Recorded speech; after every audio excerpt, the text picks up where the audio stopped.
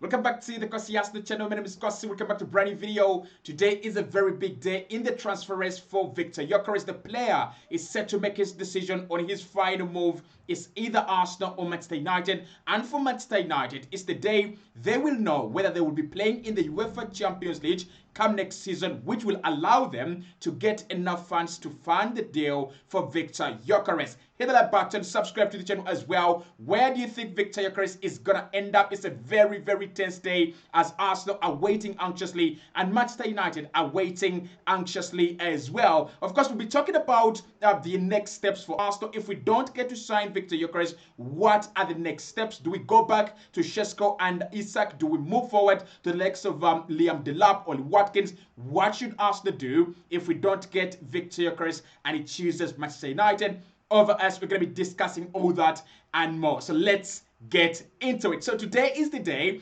as reviewed by Fabrizio Romano, that is going to be very, very important in terms of Viktor Gyokerez making a decision on whether to join Arsenal or Manchester United. But for Manchester United as well, it's a very big day because if they can get to the UEFA Champions League next season, they will be able to afford the services of Viktor Gyokerez, but they will be able to attract the player as well, who seemingly wants a club that is going to play in the UCL come next season. Now, of course, Arsenal already have that, but he still wants to see if United get to the UCL and make his final decision as the Europa League final rolls closer and closer and closer. Now, of course, if you're an Arsenal fan, it's going to be a very tense day because you have Manchester United, a team that we don't like, and you also have Tottenham, a team that we don't like in the final. I mean, if it was any other day, I think I would go for Tottenham to win it over Manchester United. I just don't like Manchester United. I just don't like Manchester United.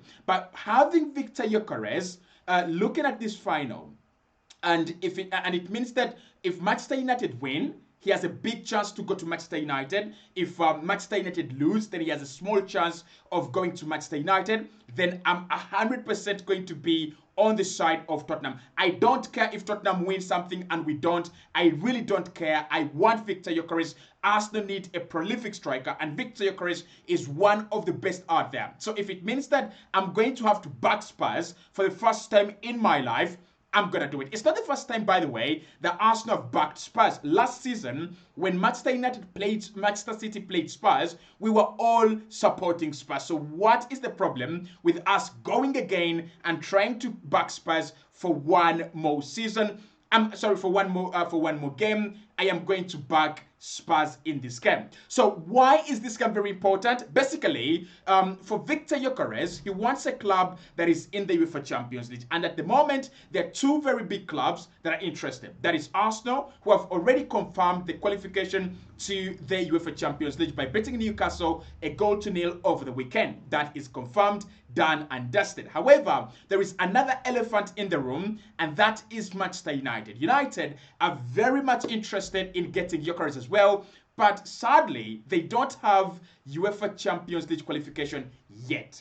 So if United can qualify for the UCL come next season, they will be on level terms with Arsenal. I mean, Arsenal have not won anything this campaign to attract Viktor Gyokerez, and United will have won something, but they also, most importantly, will have that UCL qualification. So the player is waiting to see. If United don't get to UCL, it's going to be very hard for him to make a decision to go there. But if United get to the UCL, then it's going to be a little bit easier for Gyokerez to say, I'm going to go to Manchester United. We know that there is Ruben Amorim there, and Manchester United are saying, we want to back Ruben Amorim this summer. We want to give him the players he wants. They've already given him Matthias Cunha. They want to give him Viktor Gyokerez as well. On the other hand, Manchester United need to qualify for the Champions League. It's not about Viktor Gyokerez wanting UCL, but it's also about being able to afford Viktor Gyokerez. So if you're not in the Champions League, we already know you're not going to get a lot of money. You're not going to make good money. But if you're in the UEFA Champions League, like we have seen for Arsenal in the last 2 seasons, you make some good money, right? UEFA Champions League just allows you to make some extra cash. So with Manchester United, the possibility of playing in the UCL actually gives them the possibility of getting some good money to afford Viktor Gyokerez. Just by qualifying, they will get some extra cash, and of course they'll be hoping to get more cash as they play the games in the UCL. So you see, that's why Manchester United, this is a very big game for them, and of course for Arsenal it's a big game for us, because as United get UCL, they can afford Viktor Gyokerez, and the player will be attracted to them as they will get UEFA Champions League football. Now my analysis of the situation is a little bit like this. First and foremost, I think United will beat Spurs in this game. I don't want United to win. I want Spurs to win. But I think Manchester United will win. We have seen this Amorim team when they mean business. When they come into game and they have poured their heart and soul on it, they can actually deliver. Remember that game at the Old Trafford? They absolutely fried Arsenal. They absolutely cooked us. I don't know how we got a point in that game, thanks to David Raya. So I think United are going to be able to put up a performance that Tottenham literally cannot live up with, right? And this Spurs team is spineless. I remember they played Liverpool this season, and we're all like, Liverpool have a big game against Tottenham. They're not going to win the trophy. They were peppered 5-1. And to make matters worse, Tottenham scored first in that game. So I don't think Spurs have got it in them to go and win against Manchester United in Bilbao. I don't think this Spurs team is a threat to Manchester United. Well enough, Manchester United have had a bad season, but I'm going to tell you this, I don't think Spurs win it. So I think Manchester United will win it. But Manchester United winning it means that then they can now get Viktor Gyokerez. But signing Viktor Gyokerez for about 65 million euros plus Matheus Cunha at about 65 million euros, that takes their total spend, right? That takes their gross spend to about 130 million euros on just 2 forward players. I don't think Manchester United are actually looking to sign Cunha and Viktor Gyokerez for 130 million euros. I think that that's a little bit too high. We might see United opting for a deal like Matheus Cunha and Liam Delap. That's a very good deal, because Delap is going to be less than 30 million euros if you negotiate, and then Cunha is going to be 65 million euros. That's about 95 million euros, and you have Rasmus Hojlund in the team, and you have Joshua Zirkzee in the team as well. So I think, although Manchester United will have a massive chance to sign Viktor Gyokerez, in terms of resources, in terms of what they have to do this summer, I don't see them powering 130 million euros on this deal. So I see Manchester United go for someone like a Liam Delap. I can see them go for someone like a Jonathan David, a cheap deal or a free deal alongside Matheus Cunha. So Arsenal are still favourites to sign Viktor Gyokerez. Now I want to make this clear. If Manchester United win the Champions League, it doesn't automatically mean that Arsenal are out of the race and they have taken the player. And if Manchester United lose the final, it doesn't automatically mean that they have lost the race. Well, like I said, Viktor Gyokerez wants to wait and see what is the final result of this one, right? And that tells me a little bit he's got this in his head. He would love to play with Ruben Amorim again. He would want to work with Ruben Amorim again, but there is a stumbling block, right? He's 27, a player in his prime. He knows that Manchester United can buy him. He knows that Manchester United can pay him, but the problem is he wants to win. And he wants to go to a project that can assure him, even if we are not going to win a lot, at least we're going to be playing in the UEFA Champions League next campaign. So what's going to happen? Let's wait and see tonight in Bilbao as Tottenham take on Manchester United. But what if Arsenal don't get Viktor Gyokerez? What should be our next steps? And what are the available strikers and available options that we can actually turn to? Strikers in that region of 65 million euros or even higher, depending on the budget. So the first thing I'm going to say, I think with Andrea Barca, Arsenal have a sporting director that is used to these situations. I mean, not every player that you're going to chase, you're going to get. We wanted Milos Gyokerez, he's going to go to Liverpool, and we wanted Dean Huijsen, he's going to Real Madrid. And that is a very important lesson for Arsenal this summer.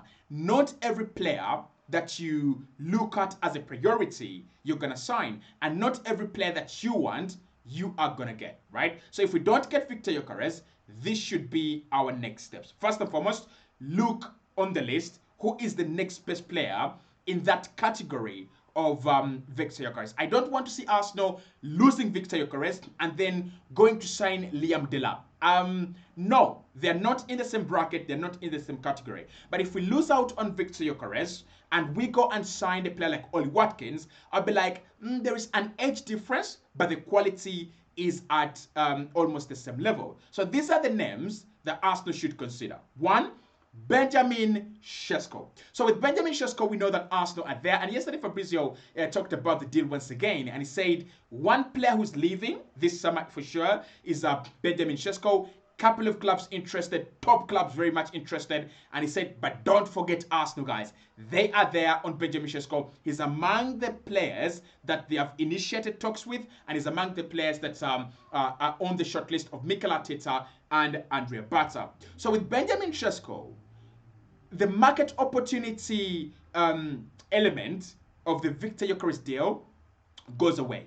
Sesko is young, he's inexperienced, but he's very expensive. He's not a market opportunity. If anyone tells you that Benjamin Sesko is a market opportunity this summer, they are absolutely lying. But of course, Arsenal have got to turn there because it's not a lot of work to do in terms of these deals. Personal terms already agreed. Player already agreed to join the Arsenal project. RB Leipzig 100% selling, and the player has a gentleman's agreement with Leipzig that if a club comes in with a good offer, they will actually let him go. Now, the problem is going to be negotiating with RB Leipzig. Yes, they don't have the UEFA Champions League, and this means that the player is going to push and push and push to join a club that is in the UCL. But can they drop their asking price from 90 million euros, to hell with that, to about 65 million euros? Because for me, the real value of Benjamin Sesko at 22, 23 years of age is about 65 million euros. We are buying a prospect. We are buying the future. We are buying the idea that this guy is going to become some great striker someday. And it's not a bad thing, right? Arsenal have done that before and it has come out well. The likes of Julian Timber were bought in as prospects. The likes of White, the likes of, Gabriel, all were signed as future good players. And you look at Gabriel Magalhaes, he's a very good player right now. You look at Ben White, he's a very good player right now. But 90 million for Sesko, a player who's not proven himself really well, that's a little bit high. But Arsenal should look there because the amount of work you'd have to do to sign Sesko is a little bit lighter. Much of the work has been done, and therefore the deal could actually be easy. The second one is Bryan Mbeumo, 60 million euros. Now, Bryan Mbeumo obviously is not your traditional centre forward, and Arsenal needed a fox in the box. But Mbeumo is one that can play as a false nine and is one that can actually replicate the system that Mikel Arteta wants and had once created with Gabriel Jesus, Gabriel Martinelli, and Saka, right? That fluidity in front of goal, that fluidity up top, players being able to exchange positions and execute tasks despite the fact that they're out of position. I think Arsenal missed that, and that's why we always say Arsenal are too predictable. We lack unpredictability, is because we lost that fluidity up top, where Martinelli plays as a centre forward at some point in time, and then Mbeumo drifts forward, and then you have Gabriel Jesus drifting to the right, and Saka drifting to the left, and Martinelli in the middle, or Martinelli on the right, Saka on the left, and then Jesus back in the middle. We missed that. Mbeumo could give you that for 60 million euros. We might go back for Alexander Isak, but it would be a wastage of time. 150 million euros. Newcastle are now in the UCL. That is not going to change. I bet Arsenal should stop thinking about that right about now. Ollie Watkins is the other for about 50 million euros. Now, the problem with Ollie Watkins is the age. He's about 30, turning 31. Do Arsenal want to spend 50 million euros on a guy that is about to turn 31? Really? Do we want to sign him as our main striker in the summer? No. In January, it would have been a better deal. It would have been, it would have made a lot of sense. But right now, I don't think it really makes a lot of sense. João Pedro, 80 million euros, strong one. Strong one. I would sign João Pedro before Sesko. I would sign João Pedro before Bryan Mbeumo. The question is, how much do Brighton really want in this guy? Some reports have said 100 million euros. Some reports have said 90 million euros. Some reports have said 80 million euros. For me, I think it's worth about 80 million euros. I think Brighton signed him for the good price of either 35 or 50 million euros, about there, 35 to 50. If you give them 80, 85 million euros, it would be a very good deal for a striker that can be a false nine, can drift to the left, can drift to the right, can also be a box presence, and he is Premier League proven. For me, João Pedro is a very good move if we don't get Viktor Gyokerez. Mario Retegui at Atalanta is the other. I don't know if I like him. I don't know if I like him. I don't rate Mario Retegui, honestly. I don't rate him that much. Victor Osimhen, I like him. If Arsenal can get him for about 60 million euros, yeah. I think if you don't get Gyokerez and you get Osimhen for about 60 million euros, that is a very good deal. And if the worst comes to the worst, then we might consider, listen to me, we might consider Liam Delap for 30 million euros. But before we do, how about we think about a player like Sahu Girassi at Borussia Dortmund? He's a little bit older as well. I think Sahu Girassi is like 30, right? Yeah, is about 30, right? But he's also a very, very good player. There is also Maximilian Bayer. We wanted him last summer. He's now at Borussia Dortmund. Could we get the deal done this summer? Maybe, maybe not. But Arsenal have a lot of other options. I don't want to hear that we have missed out on Šeško and therefore we are signing no one. That will make me go crazy.